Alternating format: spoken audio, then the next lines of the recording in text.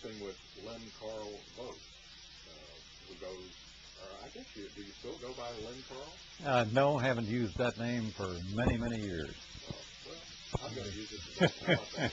Okay. On the blog, we're always talking about, we'll have somebody's name and then AKA. Right, right. So, the very first time I have searched and searched, I have yet to find a recording.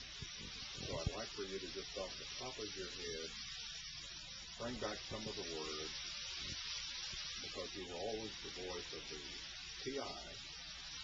Can you give us just a few seconds of 20 combs for $1 or anything that comes to mind? Well, probably the most famous phrase is, but you must order before midnight tonight.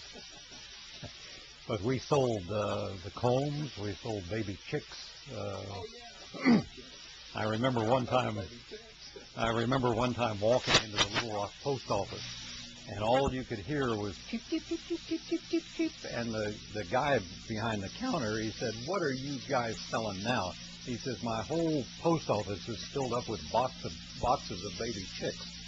And what else did we sell? The Beatle book. When the Beatles first became famous, we sold those all over the country. Had to bring people in to help fill the orders.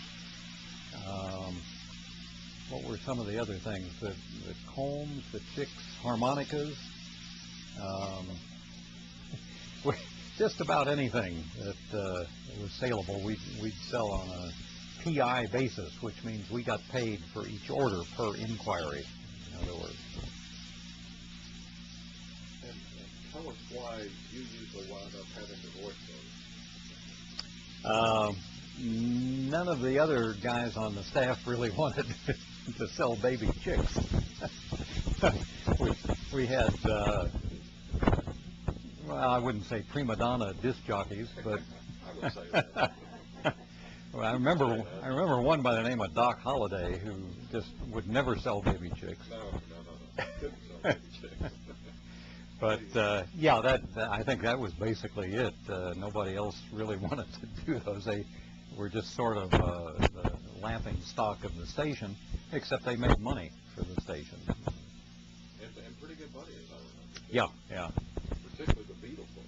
The Beatle book, we sold over 50,000 of those Beatle books, and had to bring in some of the wives to help open the envelopes and fill the orders, and that was quite a phenomenon.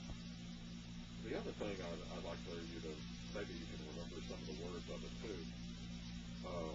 You used to do, when you became station manager, well, let's back up and first talk about the first manager of KAAY was Tom Bishop. Tom Bishop, yes.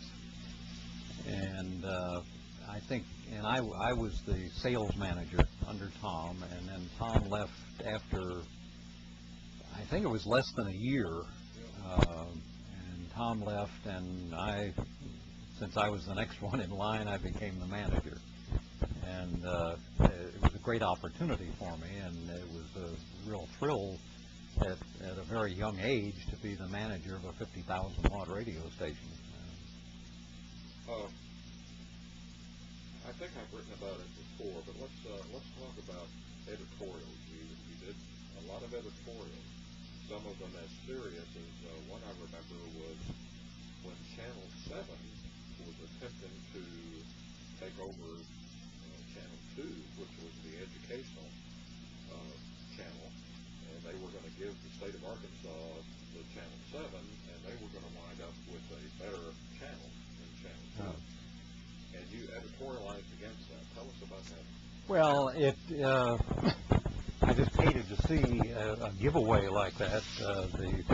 The Channel 2 was a much more valuable channel, and as I recall, I don't recall all the facts and figures, but as I recall, the state wasn't going to get very much benefit out of it, or what the channel was actually worth, and it just seemed like it was wrong. And so we did editorialize, and I think we eventually got some inquiries into what was going on, and the deal was finally, it was never consummated, as I recall. On the lighter side, I remember we did editorials on the blue laws of Arkansas, which were rather unusual blue laws. Blue laws, for anybody who doesn't know, were basically laws that prohibited certain things from being done on Sunday. And you could buy lunch meat at a store on Sunday, but you couldn't buy hamburger, because hamburger would have required that you would prepare it or work, in other words, on Sunday. And you couldn't, well, I think there were razor blades, shoelaces. You couldn't buy shoelaces on Sunday because it required your having to tie them. They were just antiquated laws. And so we ran editorials about that and got quite a play out of it. And in fact, on one Sunday, we at the radio station gave away things that could not be sold on Sunday. And we gave away razor blades and shoelaces, and I think, I forget, there were several other items. But if anybody needed them badly on Sunday, they could come down and get one for free. We couldn't sell it to them because it was against the law, but we could give it to them for free.